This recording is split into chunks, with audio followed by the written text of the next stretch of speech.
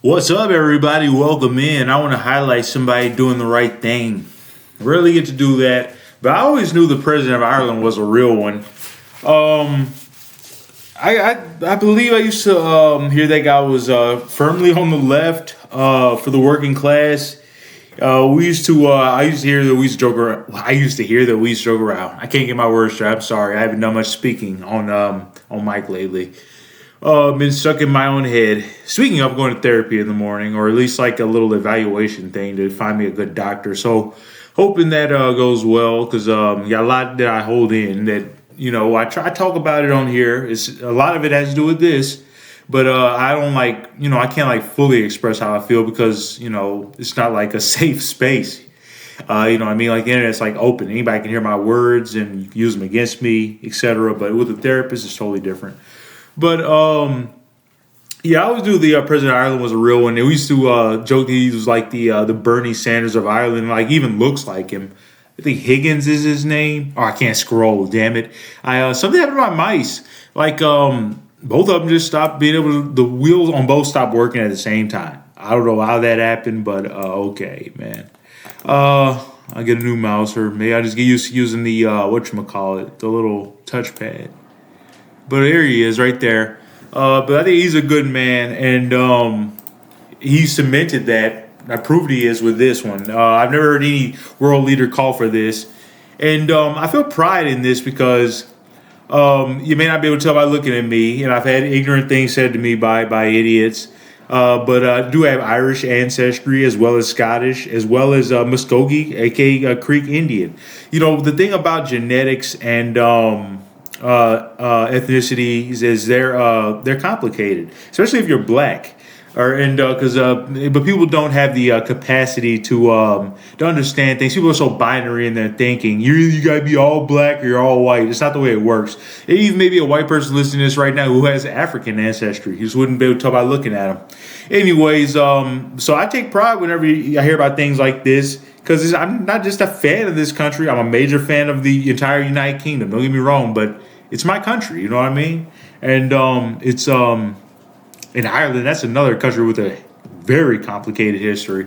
And if you're wondering, I know nobody's wondering, but I'm a yapper. I like to get my my beliefs and thoughts and whatnot out there.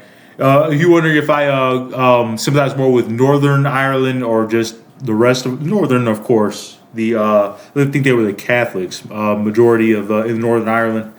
Sympathize with those guys. They were really abused by the Protestants of Ireland and Britain, and yeah, they've had a horrible hand dealt to them. Anyways, let's look up Bloody Sunday. Those two words and do some reading. It'll shock you and make you really sad.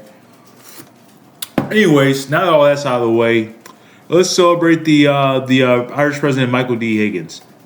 So Ireland slams Israeli genocide in Gaza, urges UN to act under Chapter 7. We're going to find out what Chapter 7 is.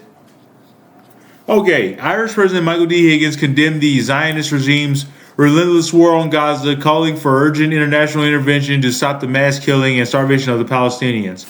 In a video broadcast by RTE News, Higgins described the Israeli campaign as the incredible destruction of an entire people. Accurate. That would be called a genocide.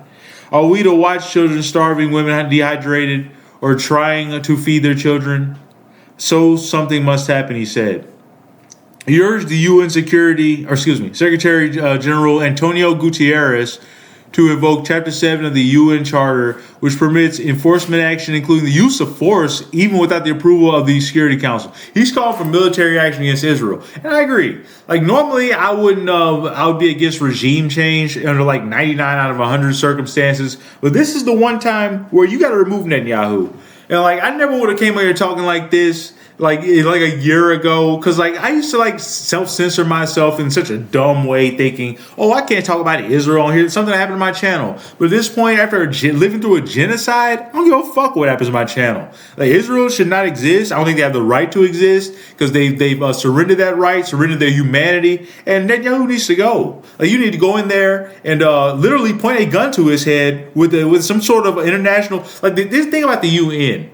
The UN needs a military. like a standing military that can like actually go in and stop conflicts, like in Russia. We should be able to send the UN to stop that conflict. And if you want to fire upon the UN, we can have a world war. And the UN, we should have an army at the UN that can go in and stop Israel from they could form blockade to stop weapons from going into Israel. Like, why is that not a thing? But anyways, like, why is there a UN with no army? Okay, I'm personally in favor of the Secretary General of the UN using Chapter 7 procedure. At this point, though, I'd say by any means necessary, do whatever you'd have to do to remove Netanyahu. Like, you should literally send a military in there and give him an ultimatum: step down right now, or we're just gonna kill you. And like I said, I never would have been that explicit before. I don't give a shit anymore. You killed 400,000 people. That's one man. He needs to go. You need to use all legal means to get rid of that piece of shit. I am personally in favor of the Secretary General of the UN using Chapter 7 procedure, by which, whether or not the Security Council agrees, and even if there's a blockage, the right exists for the Secretary General to seek to put together an international defense of a corridor. Man, this guy's got balls. You ain't gonna have no American leaders or Western leaders in general talking like this. And it's just a little tiny country of Ireland. He's stepping up. Higgins highlighted the humanitarian crisis caused by the regime's blockade. There are 6,000 trucks with enough food for 3 months, and it's been blocked. It is outrageous. Like, only like 1,000 out of 600 or 6,000 trucks have been able to come in. Only 1,000 out of 6,000. Those people are fucking suffering. Since the start of the genocidal war in 2023, at least 175 Palestinians, 93 of which are children, have died of starvation as the Zionist entity continues to weaponize hunger against the civilian population. You can tell this ain't no Western news source because they tell it like it is. They are, because that's what it is. It's a genocidal war. It's a Zionist regime. You would never hear Western papers talking like this. Like, I don't know what Tasnim news agency is, but they're speaking straight facts. And, I couldn't find anything about this in Western news about Michael Deegan's calling for this because they don't want you to hear about stuff like this. But anyways, I wouldn't even known about it without Kyle Kulinski. But he's my source for a lot of this real news. And Kyle is the man.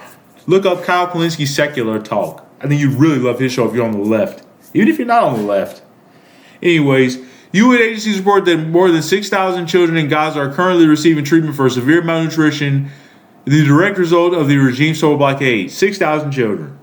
Israel has rejected repeated international calls, including those from the UN and humanitarian organizations, to open air aid corridors and allow life-saving supplies to reach the besieged enclave. And they'll do aid drops like from the air, which is a very inefficient way to send in aid. And they do that just like to fuck with people. They're literally killing people with aid drops. Like, it will follow people and crush them to death.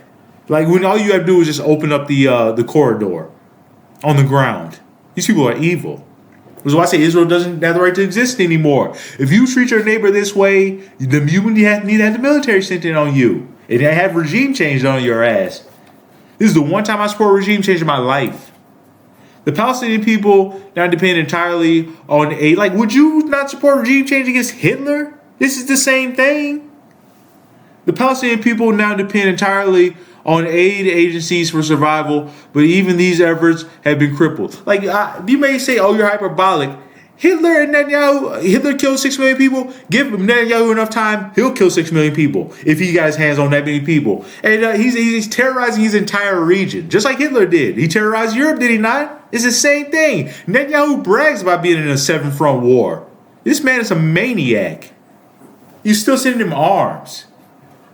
It's like, that's why I speak out against this shit, because it's my fucking tax money, the collective American tax money going to fund this fucking animal. That's why I fucking speak out against this shit. The fact that all Americans they speak out against this is a fucking trap. It shows how weak and fucking bitch-made a lot of Americans are.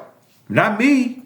I've never been afraid to fucking speak out. I'm not a fucking pussy. I'm a goddamn man. That's what a man's supposed to do. But people have forgotten that. Or never knew it in the first goddamn place. The Israeli regime has dismantled the existing UN aid distribution network and replaced it with a flawed US-backed mechanism, aka a CIA-backed fucking Gaza Humanitarian Foundation, which just fucking lures these people in to get aid and then just shoots them in the head.